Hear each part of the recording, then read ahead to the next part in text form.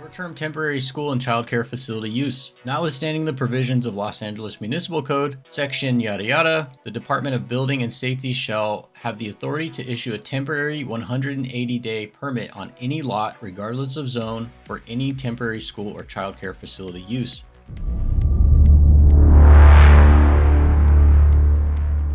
Hello and welcome to Raw Architecture. My name is Andrew Hernandez. I'm a California licensed architect. Today we're going to go over Executive Order number 4. And if you've been following my channel, we've been going over all the executive orders and all the different phases of the cleanup for the LA fires. Specifically, I'm focused on the Pacific Palisades, but all of these components are applicable to the Eaton fire as well. Okay, so to recap on the executive orders, we have 4 total, technically 5. The first executive order was a declaration of emergency from Karen Bass. Executive Order 1 was an emergency executive order, expedited community rebuilding and recovery. Executive Order number 2 was watershed protection. That was for rain and any water that might push debris into the storm or sewer drain system. And Executive Order number 3 was return and rebuild, providing tax relief for people and businesses directly impacted by wildfires. I have videos on all of those subjects. In today's video, Executive Order number 4, we're going to be talking about temporary school and childcare facility use. And separately, we have videos on the Phase 1 and Phase 2 portions of the debris removal. Phase 1 is the EPA going to the site and reviewing all the hazardous materials and identifying those hazardous materials and removing them. And then Phase 2, another video we have, is going to be focused on the Army Corps of Engineers removing all of the remaining debris that is not hazardous materials and removing that from your site. You have 2 options. I'm sure different people have heard of this opt-in, opt-out component. I have a video on that as well, so go check out the Phase 1 video and I go over all of the opt-in and opt-out options and how those different variables impacted the different property owners that choose to opt in or choose to opt out. Okay, I'll leave a link in the description, or I'll have a note this portion of the video. Now, before we get started, I want to go over a few numbers of each of the fires, the Eaton fire and the Pacific Palisades fire, and identify that there were mostly residential structures impacted because the residential structures are tucked up into the hills where the fires occurred, and those were the most exposed to the danger of the fire. So the structures that were destroyed by the Eaton fire, 6,100 homes were destroyed by the Eaton fire. In commercial buildings, 98. That would be like your retail, your fast food, those kinds of buildings. And your schools and churches, 55 schools and churches were destroyed. That's a lot of affected places where people gather. Specifically the schools is pretty devastating. And moving on to the Palisades.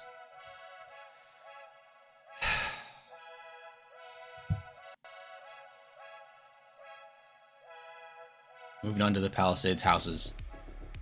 5,500 houses were destroyed. Infrastructure, utility, 1,100. All of these utilities and infrastructure feed all of these houses, feed all of these buildings and schools. So the electrical, the water, the gas, all of that needs to be rebuilt as well. It's not just houses. And commercial for Palisades, 102. So 102 commercial buildings, businesses, small businesses, larger businesses, grocery stores, destroyed. 102 that all support the community of the 5,500 houses. Mention all of the remaining houses that are there, and then the schools and churches get it to we have 57 schools and churches. It was mostly churches that were affected, but a lot of schools were affected, and that's what we're going to go over today. Executive Order number 4, it talks about temporary schools and childcare facilities. The Los Angeles County firestorms igniting on January 7th, 2025, destroyed or damaged thousands of structures across the county, including numerous schools, TK through 12 schools, and childcare facilities within the Los Angeles area. And in the nearby cities of Altadena and Pasadena, that would be the Eaton fire. Families not only lost their homes, but they also lost their schools and childcare facilities. And those upon whom we so heavily rely, teachers and childcare providers, also lost their homes and livelihoods. Just a crazy, such a big impact on everybody. So I'm going to skip this next paragraph because it's administrative garbage. So short-term temporary school and childcare facility use. Notwithstanding the provisions of Los Angeles Municipal Code, section yada yada, the Department of Building and Safety shall have the authority to issue a temporary 180-day permit on any lot, regardless of zone, for any temporary school or childcare facility use that will aid in the immediate restoration of operations for school, childcare facilities, for restoration of schools and childcare facilities that were damaged, destroyed, or otherwise adversely impacted as a result of the fire. Approval for any application for a short-term temporary school or childcare facility use shall not result in any vested or non-conforming rights to continue the temporary school or childcare facility use beyond the term authorized. So the first temporary use is going to be 180 days, basically 6 months. So that'll take you into the summer, and hopefully by then they'll have a more concise temporary education facility and daycare facility infrastructure for those that need it, and obviously the kids that need to go to school and continue learning. It's crazy. They had COVID and now they have to deal with this fire. It's just insane, man. These poor kids are going to need a lot of attention catching up. Cool. So moving on, long-term and temporary school and childcare facility uses. Notwithstanding the provisions of the Los Angeles Municipal Code, the Department of City Planning shall create an expedited ministerial review process without a hearing or an appeal to issue long-term temporary school and childcare facility use authorizations. So they're already talking about the more permanent temporary structure. So zoning administrators shall have the authority to approve a long-term childcare facility use on a lot in any zone that will aid the immediate restoration of operations for schools and childcare facilities that were damaged, destroyed, or otherwise adversely impacted as a result of the fires. So they're taking a two-prong approach to this. They're doing immediate temporary and long-term temporary school facilities and childcare facilities. So depending on different people that are impacted, some people can do a more of an immediate 6-month short term, or if they need to do a temporary long term and they have the infrastructure to do that, maybe some of these commercial buildings that are emptying out because people work from home mostly, those can start turning into temporary schools, and they can start turning some of these empty buildings and using them properly for these temporary uses, hopefully in the form of a school or childcare facility. So a lot of interesting things are going to start happening from this point forward. A long-term temporary school and childcare facility use authorization issued during the declared emergency shall be valid for 3 years from the date of issuance and eligible for up to 2 additional yearly extensions, and if necessary, 1 partial extension to ensure alignment with the academic calendar. Thereafter, the temporary school use shall be terminated, all temporary improvements on site be removed, and the site shall be restored to its previously permitted use. So no matter what zoning you're in, they're going to allow temporary schools and temporary child care facilities.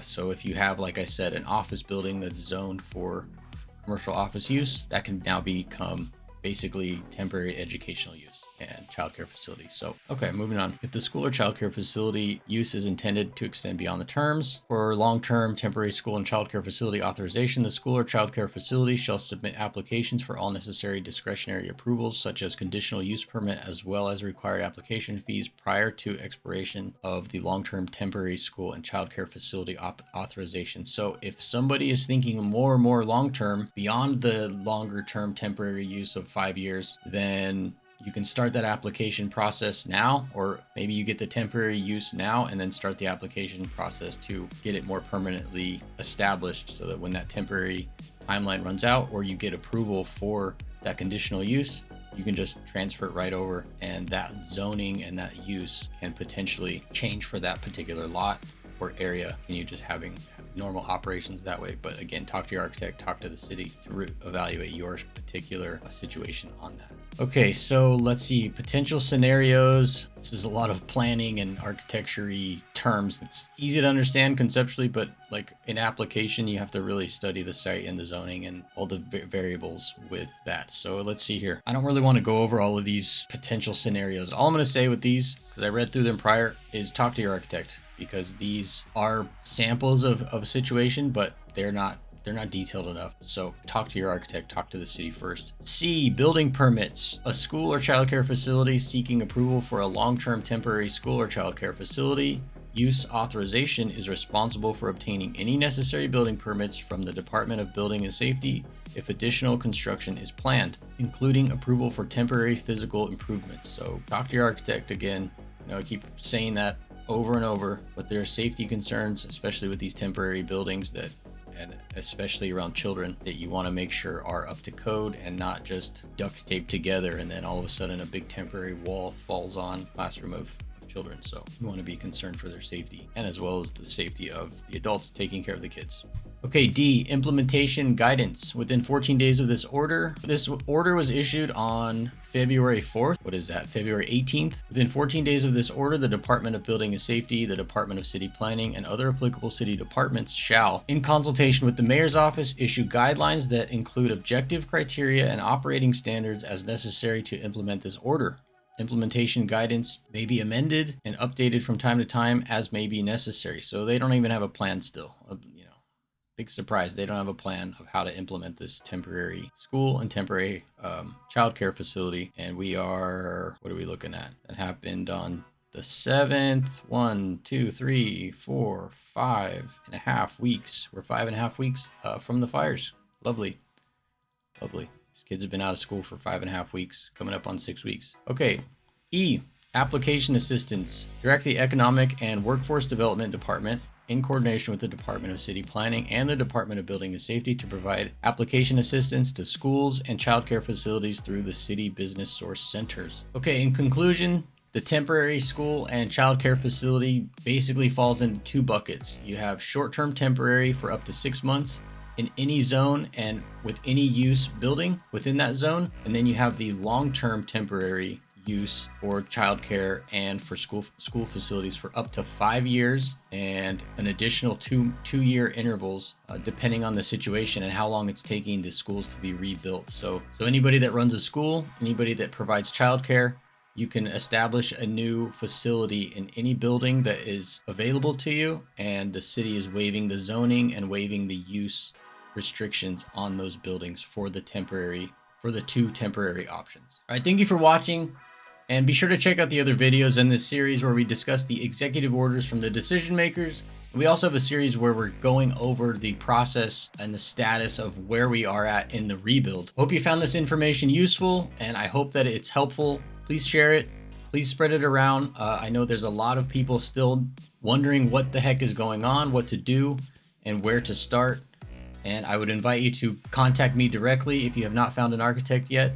Again, I'm a California licensed architect. We are a full service architectural firm. We are available for consultations, and we still have spots available for this year to get some of these property owners going on their rebuilds. We also have a network of architects in the Los Angeles area for both the Eaton Fire and the Pacific Palisades Fire. So if you have not found an architect yet, please contact me. And if we're not available for you, we can refer you to several other architects that are available. Please give me a call, email me, leave me a comment, and I will get in touch with you. Find a way to get a hold of me, and we will put you in contact with either me or an architect that's in the local area that knows the local codes, knows how everything works. And again, thank you for watching.